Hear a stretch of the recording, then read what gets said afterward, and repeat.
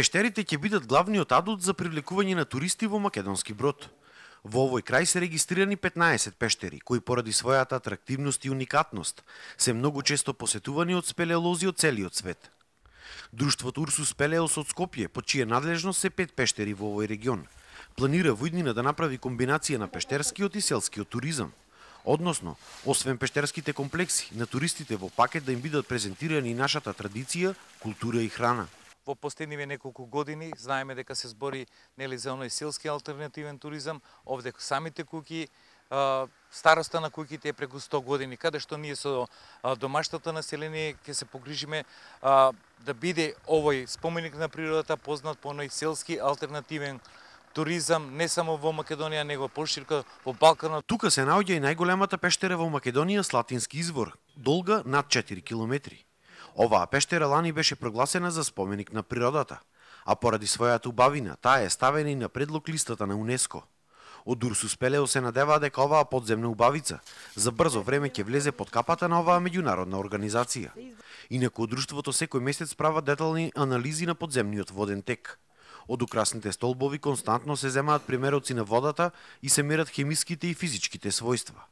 Од 5 пештери кои се под нивна надлежност, барем една ќе уределе за посета на туристи. Оваа пештера е задолжително, значи според законот, само е подлежна за научни истражувања. Тоа значи дека понатамошните наши истражувања секако биле во научен поглед и токму поради тоа и ангажираме и странски експерти за да ни помогнат во нашите истражувања, бидејќи не сме на толку високо ниво како што се, например, европските спелеолози, затоа бараме помош, се со цел да истражиме оно колку што може. Од друштвото најавуваа дека идната година ќе се обидат да влезат уште подлабоко во пештерата, бидејќи сите индици говореле дека таа е многу подлога од досега истражените 4 километри. Утврдивме дека се уште продолжуваат каналите.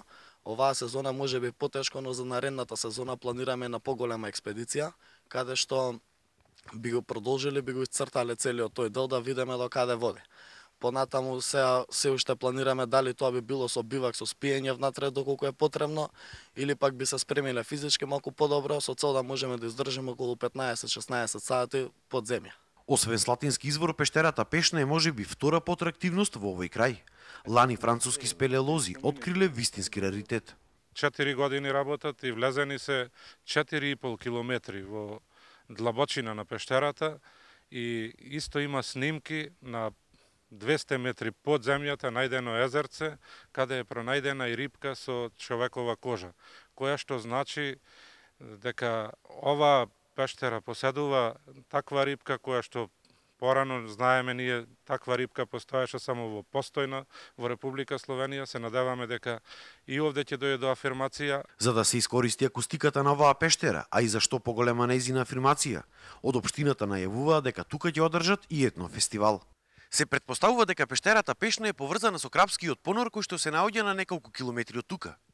Според првичните истражувања на спелеолозите, најверојатно станува збор за огромен подземен систем на канали и хали, кои што се меѓусебно поврзани, долги над 5 километри, но сепак овие тези треба допрва научно да се докажат. Инаку карактеристично за пештерата Пешна е тоа што оваа пештера го има еден од најголемите отвори во Европа.